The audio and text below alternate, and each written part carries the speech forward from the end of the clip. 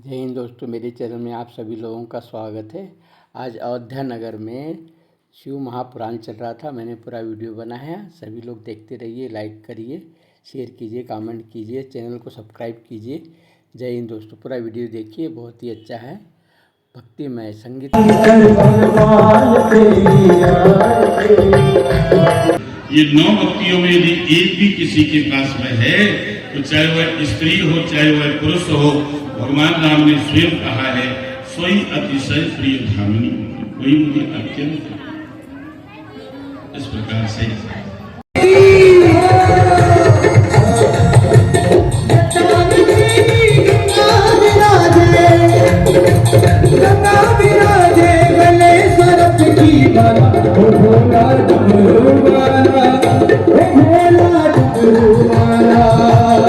लोग जो होते हैं, कुछ भी ना हो तब भी वो ये नहीं कहते मेरे यहाँ कुछ नहीं है, वो कहते नहीं बहुत कुछ है, ठाकुर सेवा हो रही है, हमारी परिवार की दर पूरी हुई है, क्या कम है। तो जो कुछ मिले उसी में संतोष करना, भगवान से कहना आपने मेरी हैसियत से ज्यादा है, जो कुछ मिले उसी में संतोष करना। तो स्वप्न में भी दूसरों के दोषों को न देखना, ये मेरी आज्ञा है। लेकिन विडंबना ये है कि लोगों को अपने दोष दिखाई नहीं देते, दूसरों के दोष दिखाई देते। अपने गुनाहों के ऊपर 100 गुनाहों के ऊपर पर्दा डाल करके दूसरों की कमियां निकालती है, वही साहेब, वही साहेब, वही सकता, वो ऐसा करता।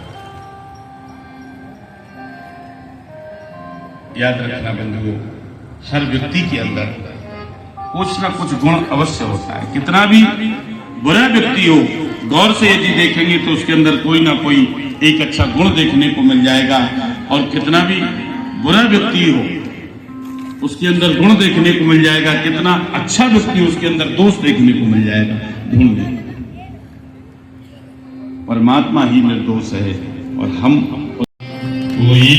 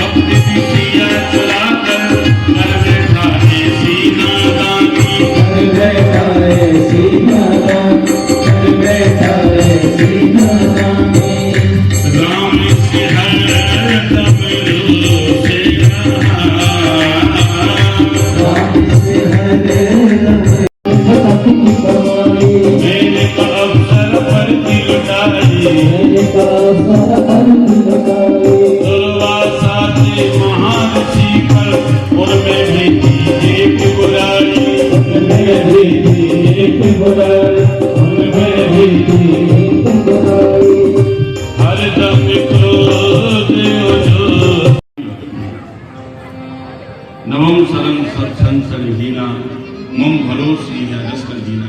ये 9 भक्तियों में यदि एक भी किसी के पास में है तो चाहे वह स्त्री हो चाहे वह पुरुष हो, भगवान राम ने स्वयं कहा है, सोई अतिशय प्रिय धामिनी, वही मुझे अत्यंत इस प्रकार से नवदा भक्ति का ज्ञान।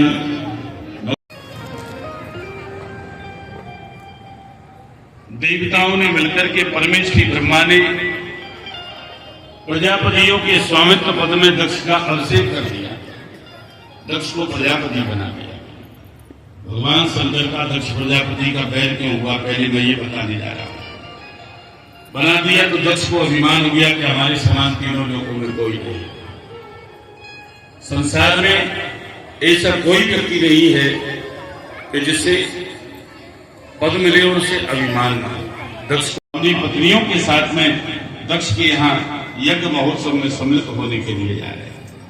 किन्नर नांग सिद्ध गंधर्वा बंधुनि समेत चले सुर सर्वा।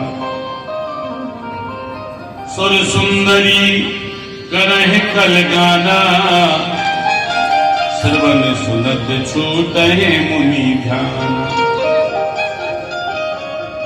सती जी ने देखा आकाश मार्ग से विमानों में बैठकर के देवता लोग ये कहां जा रहे अपनी पत्नियों के साथ में।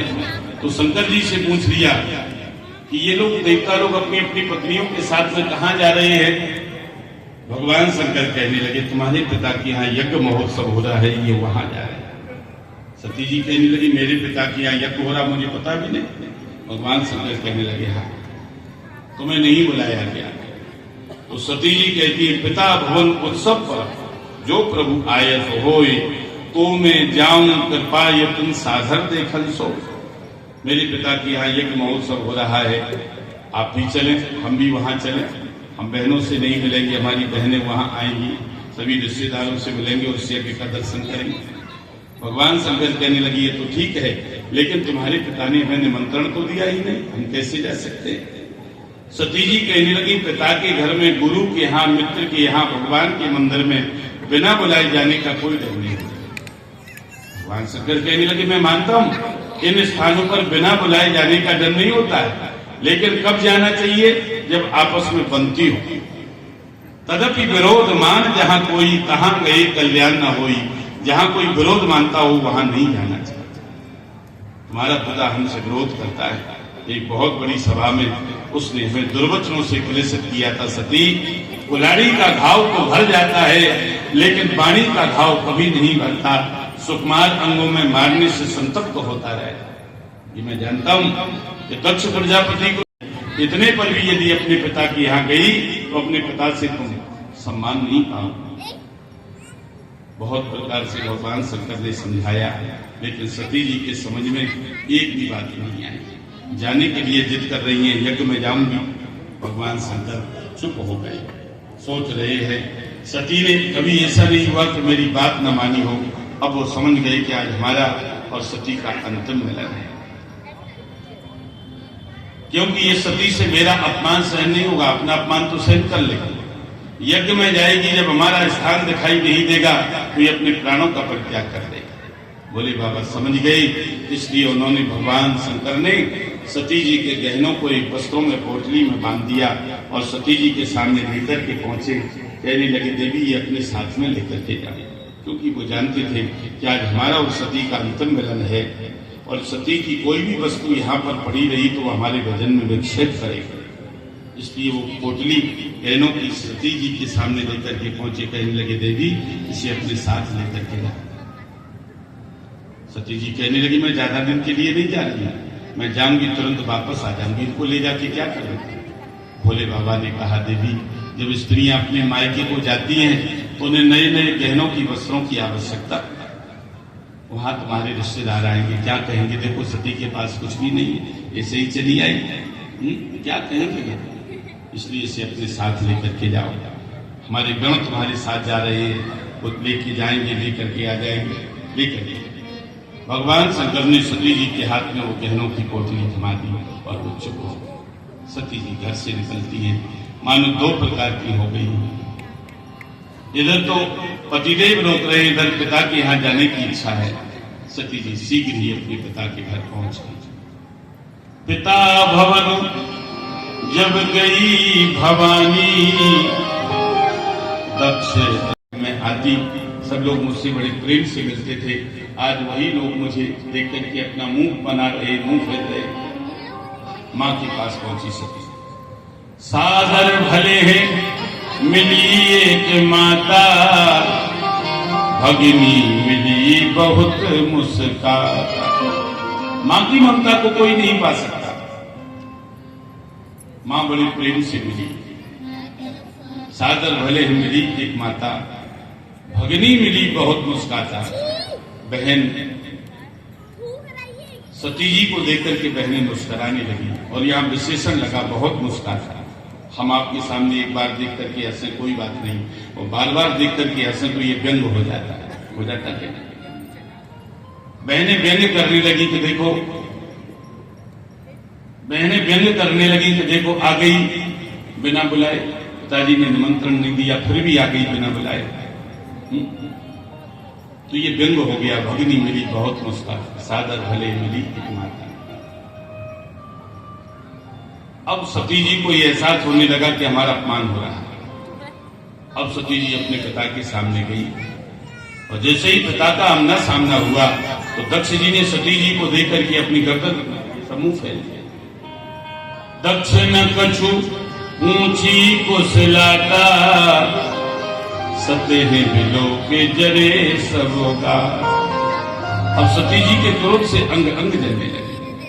पहले तो मैं बिना बुलाए पिता के घर आ गई, मेरा पिता मुझे सम्मान भी नहीं करता है। संसार में बहुत से लोग हैं, यद्यपि जग दारुण दुख नाना, सब ते कठिन जाति अपमान। प्रतिष्ठित पुरुष का यदि समाज में अपने रिश्तेदार से, अपने भाई से समाज में यदि अनादर होता है तो उसकी उसी क्षण मृत्यु हो जाए। सती जी सोचने लगी मेरा ये शरीर किसी काम का नहीं। अपने पिता से कहा, हे पिता, हम लोगों के जो ईश्वरी हैं वो आपके नहीं हो सकते। आप हमारे पति से बैर करते हैं, ये सिर्फ अमंगल वेश है। अरे हमारे पति का नाम एक बार किसी के मुख से शिव महादेव यदि निकल जाता है तो उसके सारे पाठकों का समन हो जाता है। आप मेरे पति से बैर करते हैं, तुम्हारे शरीर से उत्पन्न ही मेरा शरीर किसी काम का नहीं, क्योंकि विद्वानों की जो निंदा करता है उसके शरीर से जिसका जन्म हो वो बेकार है। अब मैं कैसे जाके अपने पति के सामने पहुंचूंगी। अब सती जी दक्ष जी से कहती है, तुम्हारे शरीर से उत्पन्न ये शरीर अब किसी काम का नहीं है। आगे पहुंची, यज्ञशाला में देखा, यज्ञशाला में सभी देवताओं का आसन है लेकिन भगवान शंकर का आसन नहीं है। ईशान दिशा की तरफ दृष्टि गई तो देखा ईशान दिशा आज मेरे पतिदेव के आसन से खाली है।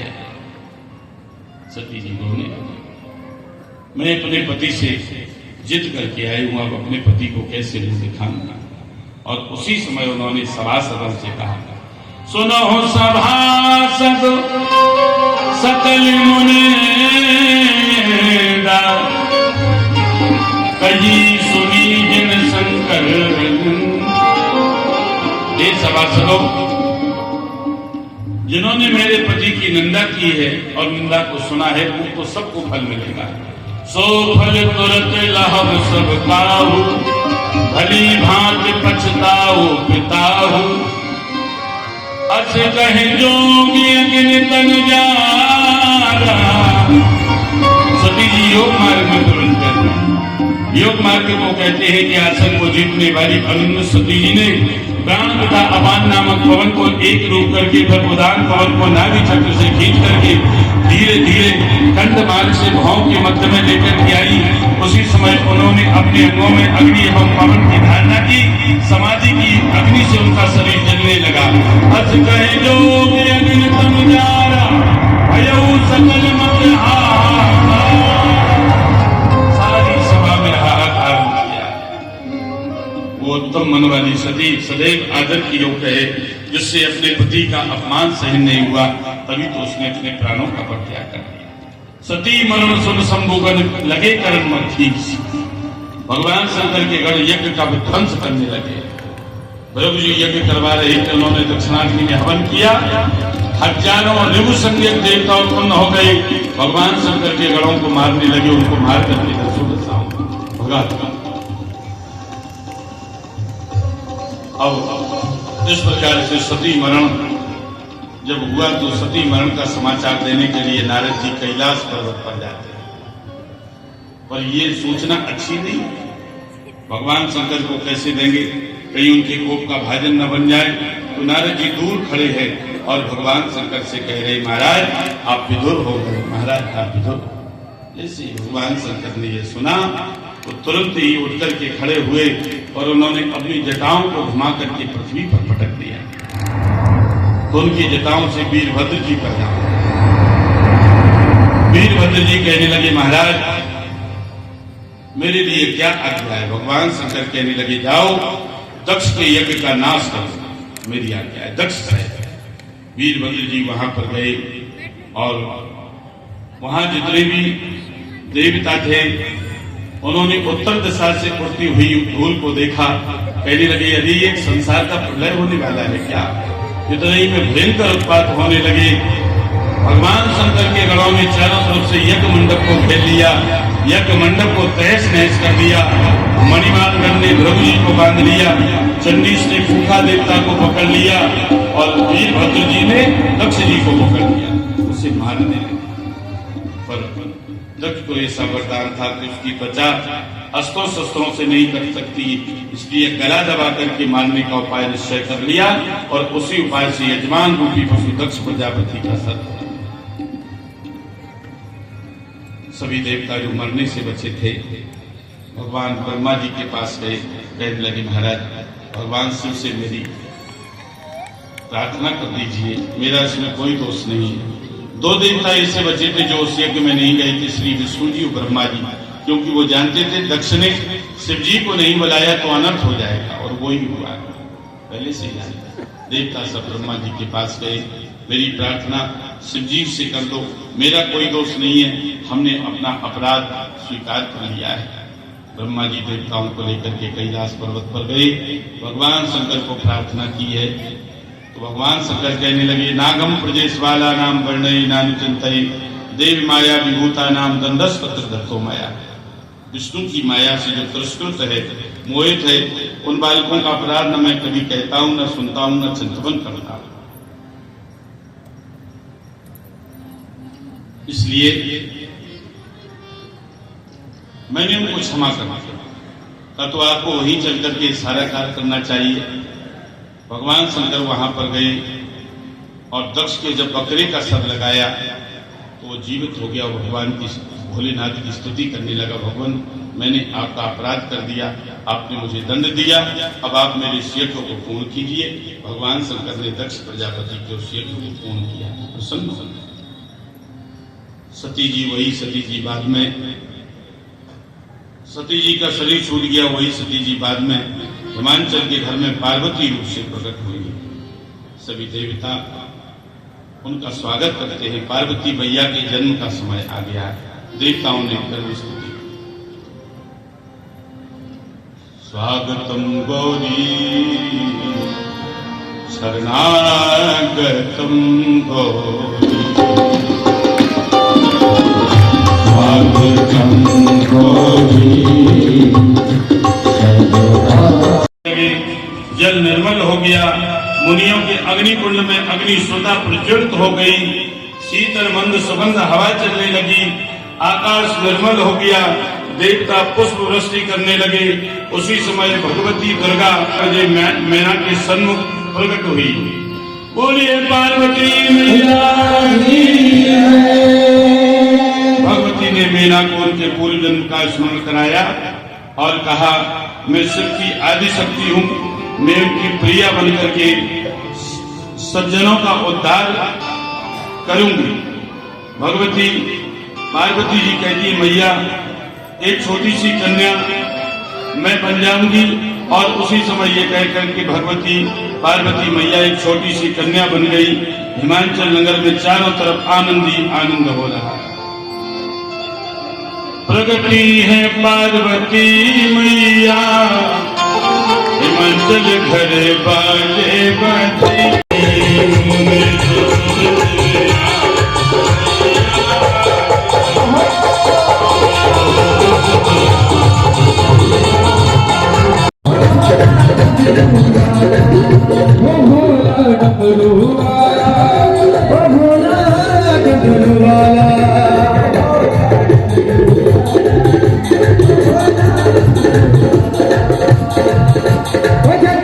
तेरी गंगा विराजे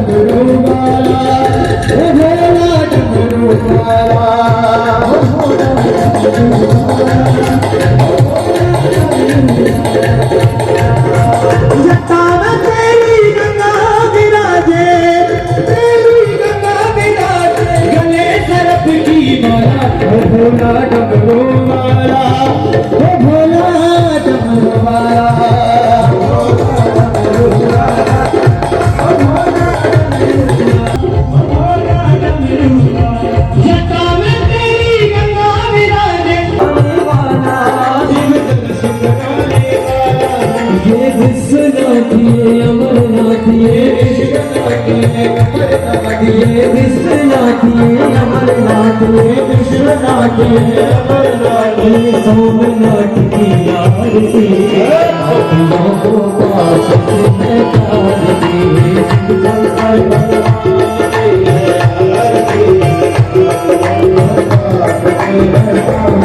ये मधुर बोल भगवान को भगवान बताने वाला कितनी को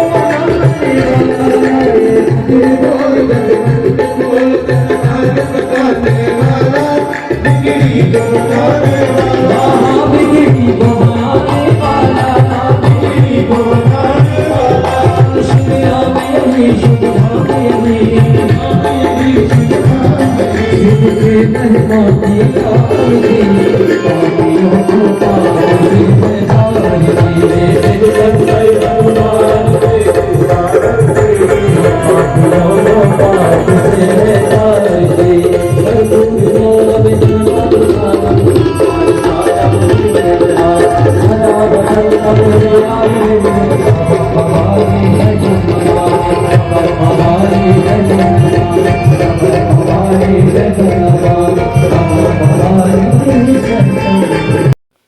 जय हिंद दोस्तों। पूरा वीडियो देख लिया हो तो लाइक करिए, शेयर कीजिए, कमेंट कीजिए, चैनल को सब्सक्राइब कीजिए। जय हिंद दोस्तों।